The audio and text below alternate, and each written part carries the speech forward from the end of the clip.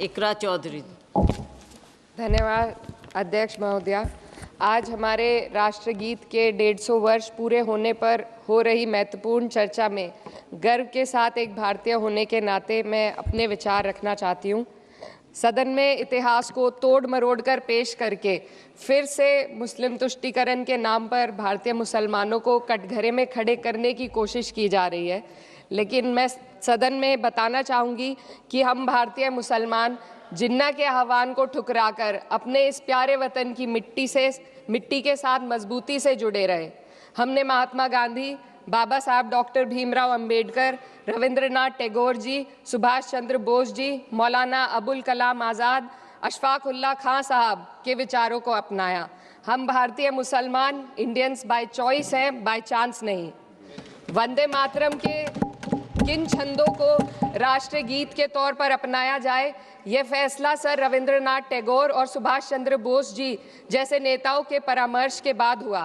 क्या अब हम उन महान नायकों की समझ पर प्रश्न चिन्ह उठाएंगे? उन्हें देश को बांटने वाला और तुष्टीकरण करने वाला कहने का पाप करेंगे? उन महान हस्तियों ने वंदे मातरम के उन छंदों को अपनाया जिन्होंने देश के हर वर्ग, हर धर्म के मानने वालों को एक सूत्र में पिरोने का काम किया।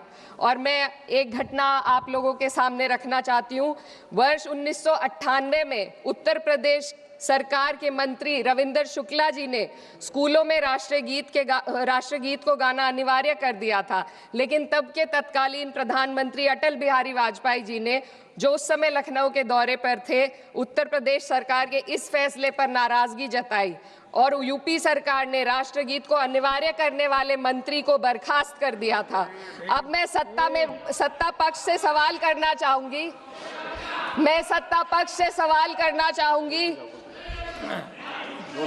बोलने दीजिए।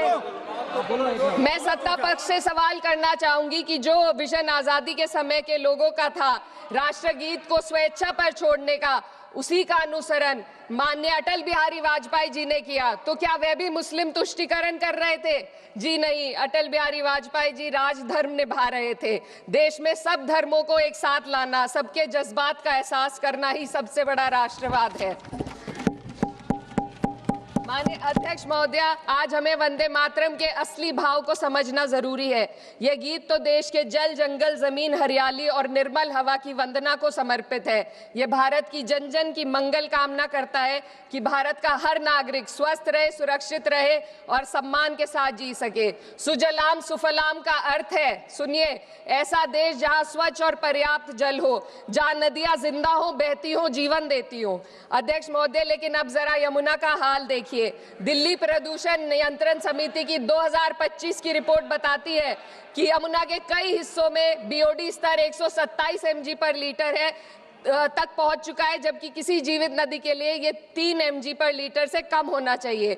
ये सिर्फ नदी का संकट नहीं है, ये किसान का संकट है। नमामि गंगे के नाम पर हजारों करोड़ रुपए खर्च हो गए, लेकिन सच्चाई ये है कि आज भी गंगा और यमुना के किनारे किसान मजबूरी में उसी जहरीली पानी से खेती कर रहा है। वही जहर अनाज में उतरता है और वही जहर किसान की जिंदगी को धीरे धीरे खत्म कर देता है। अध्यक्ष महोदय, जब पानी जहर हो जाएगा तो सुजलाम कैसे होगा? जब किसान बर्बाद होगा तो सुफलाम कैसे होगा? मलयज शीतलम, मलय का अर्थ है मलय पर्वत से बहने वाली ठंडी, सुगंधित, चंदन जैसी हवा जो जीवन देती है, बीमारी नहीं। आज मैं इस सदन से पूछना चाहती हूँ, क्या आज के भारत की हवा मलयज शीतलम है? नहीं अध्यक्ष जी, बस संसद से बाहर कदम रखिए, एक गहरी सांस लीजिए। ये चंदन की महक नहीं, ये जहर है जो आपके हमारे फेफड़ों में उतर रहा है। दुनिया के 20 सबसे प्रदूषित शहरों में से 13 भारत में है। दिल्ली की हवा में सांस लेना मानो रोज 20 सिगरेट पीने जैसा हो। भारत हर साल सर्दियों में जहरीली हवा के प्रकोप में घिर जाता है। AQI गंभीर स्तर पर आ जाता है। ठंडी हवा का सपना अब गैस चेंबर की हकीकत बन चुका है। हम वो देश हैं जहां सरकार प्रकृति पर बने गीत का मान मर्दन तो करती है, पर उसी प्रकृति, जंगल, हवा, पेड़ को बचाने वाले कानूनों को धीरे धीरे खुद ही खत्म कर रही है। ये है आज के हमारे मलयज शीतलम की अफसोसजनक सच्चाई। अगर हम हवा को साफ नहीं कर पाए तो न सुजलाम बचेगा, न सुफलाम बचेगा। माननीय अध्यक्ष महोदया, सस्य श्यामलम का अर्थ है ऐसा देश जहां उपजाऊ जमीन हो, जहां खेत फसल से भरे हो और किसान कर्ज और निराशा में न डूबा हो। आज किसान सिर्फ मौसम से नहीं लड़ रहा, वह प्रदूषण, नीतियों की बेरुखी और सिस्टम की नाइंसाफी से लड़ रहा है। एक तरफ कॉरपोरेट के लोन माफ होते हैं, दूसरी तरफ किसान को उसकी वाजिब एमएसपी भी नहीं मिल पाती है। आप ग्लोबल सुपर पावर बनने की बात करते हैं, लेकिन हमारी पर कैपिटा इनकम दुनिया में 136वें नंबर पर है। हम अपने छोटे पड़ोसी देश से भी पीछे हैं। हमारे लोग $2,500 तक भी नहीं कमा पा रहे एक साल में, और जिन अरबपतियों की ये रक्षा करते हैं वो इतना पैसा एक सेकंड में कमा लेते हैं। आज वंदे मातरम को बुनियाद बनाकर राजनीति की जा रही है, लेकिन जमीन पर जंगल पूंजीपतियों को सौंपी जा रही है। आदिवासियों को उनके घरों से उजाड़ा जा रहा है। मातरम में जो मात्रा माता है वे सिर्फ मातृभूमि की वंदना नहीं, वे इस धरती की हर नारी, वे इस देश की हर बेटी, हर महिला के सम्मान की बात भी करता है। लेकिन आंकड़े अगर आप देखेंगे, एनसीआरबी की हाल की रिपोर्ट के अनुसार, मैम जसवंत के अनुसार देश में हर वर्ष लगभग 30,000 से अधिक बलात्कार हो रहे हैं। यानी एक दिन में 80 से अधिक महिलाएं यौन हिंसा का शिकार होती हैं, और ये सिर्फ दर्ज मामले हैं।